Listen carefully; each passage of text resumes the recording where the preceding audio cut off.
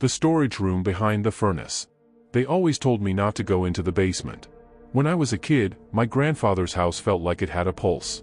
It creaked inside like it was alive. But the basement? The basement was different. It was silent.